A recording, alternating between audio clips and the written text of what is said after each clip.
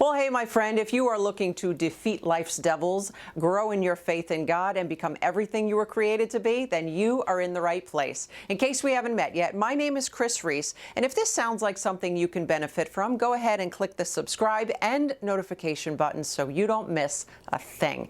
Today, we're going to talk about how to forgive someone who doesn't deserve it.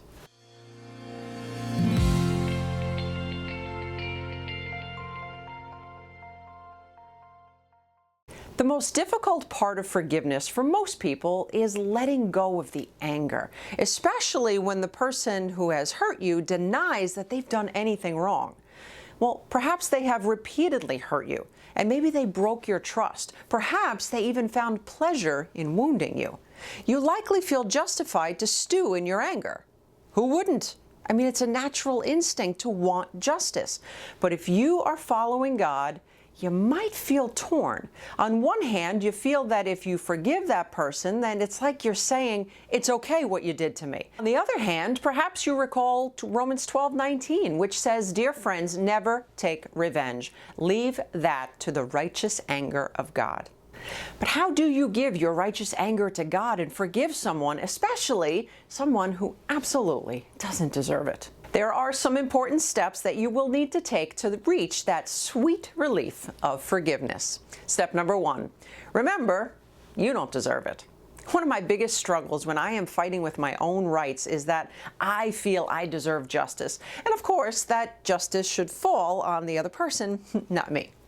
But then I remind myself of all the things that God forgave me for when I certainly didn't deserve it.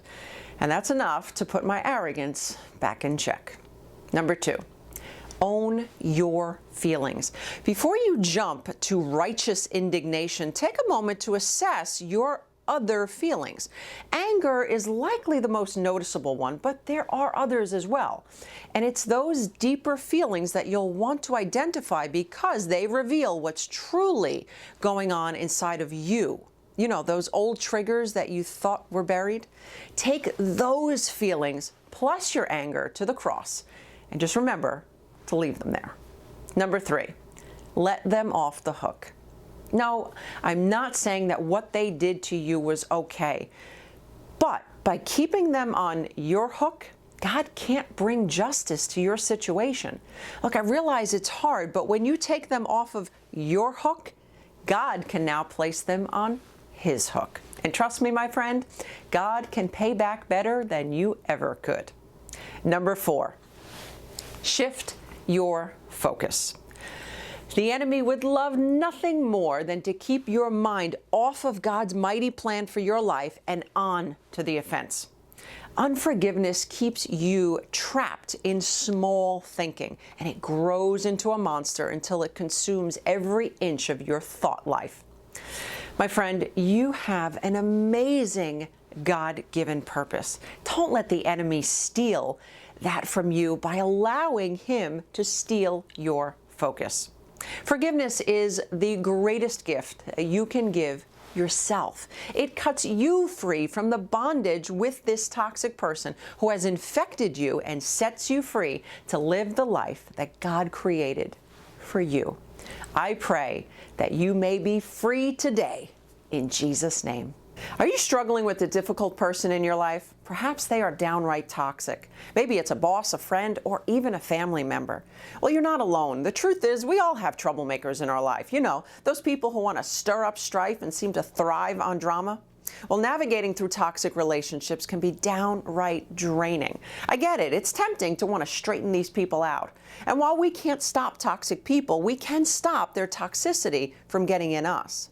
Well, if you are ready to say goodbye to guilt and hello to healthy boundaries, then I want to invite you to my new course on how to deal with toxic people. And we're going to do it God's way.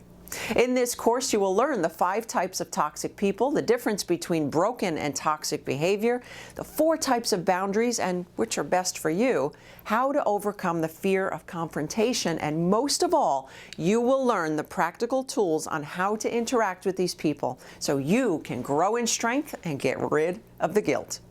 When changing or avoiding this person isn't an option, it may be time to learn how to deal with them. I believe that you can stop feeling like a doormat and learn to set boundaries like Jesus. Will you let me help you? I would be honored to walk with you through this journey. So go ahead and click the link to get more information on this upcoming course. While you're down there, I'm also going to include a link to your free Toxic People Survival Guide. This is my gift to you. It is a guide that will help you to identify and deal with difficult people God's way. That is my gift to you. My friend, I pray that until next time, you remember all things are possible with God.